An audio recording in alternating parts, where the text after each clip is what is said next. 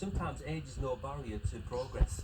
And in terms of a sprinter, he's just in the best place he's ever been right now at the age of 6. Yeah, with sprinters, I think it's probably more poignant than any other type. Obviously, jumpers, but we'll step away from that. Now, I'm not surprised to see the money coming in for Al-Bashir. He's a market mover here, 132nd favourite. I know this is completely different, but Friday night we saw Rhythm and Hooves come back to form with blinkers going on for the first time. And there's that one, look. Oh, Batman. We love that one. Splendid. What about Al-Bashir getting his groove back today in this company, which, to be fair, he's lined up against some good horses. That's a really good point to make about Rhythm and Hooves, because my mind also went to Project Bradsell as well, for getting horses back to their peak after just losing their way slightly. Ethos is trying to play the same game a little later on, but Al-Bashir, it was a misstep on Good Friday, but prior to that, he'd been in the form of his life, winning twice off high marks at Newcastle, and on ratings, he's the only one within any sort of range of Pontos, because we still haven't seen the full limit of Al-Bashir just yet. Decent draw as well. Maybe Vicious Harry. We keep an eye on Vicious Harry because I think his trainer is quite confident for the race. He's drawn in Soul 2. Game run, as I said, he's clearly on the right, on the up after his comeback run this year. Every time he has progressed very nicely, and it could be his very fast game run. It could be interesting. And then we follow La Rochette, 3-year-old filly, a tiny filly, very tiny filly. But the trainer had the alternative to run later on in the Group 3 over 6 furlong.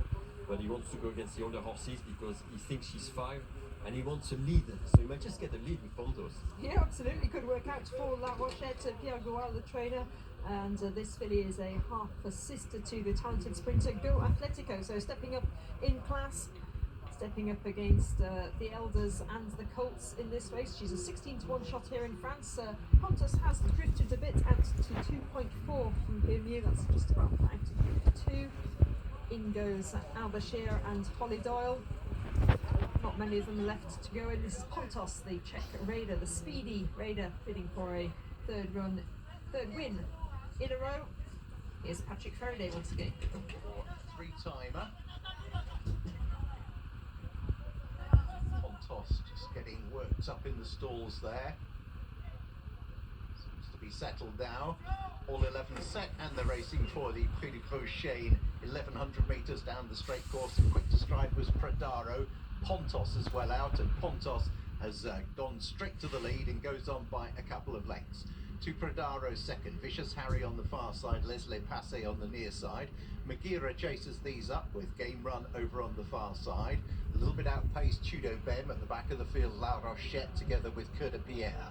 So Pontos out in front, shows by a length and a half. Vicious Harry, Alexis Pouchin on the far side in second position.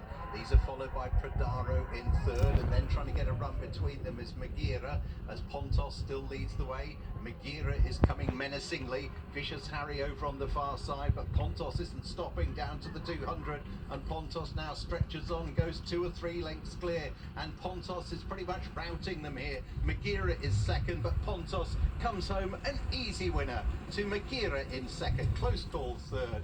Over on the far side was Batwan, and on the near side was Pradaro. Well, 3 on the trot for Pontos. This Czech raider, Laurent, is in the form of his life, and Michael Barcelona passing the post there, taking a look behind him to see where the rest of the line. Never saw another horse during the race. Incredible. Never in doubt. At no stage it looked like he was under any sort of danger. A very dominant performance. Once again, this is a horse, of course, now they're going to think one thing, Catherine. I think they're going to have to go and think about Longchamp in October, the Prix de l'Abeille. He's got so much speed, natural speed. Yeah, he really has. It'll be fantastic. It'll be fascinating to see him go to Ascot as well for the King Charles III. I mean, I don't know if he's entered, but a leading Czech raider at Royal Ascot, that would be quite something for that very, very international meeting. But really is in good form. Jumped out quick. He just got a little bit upset in the stalls. Jumped out, and then Maxime Michael just let him bowl along there.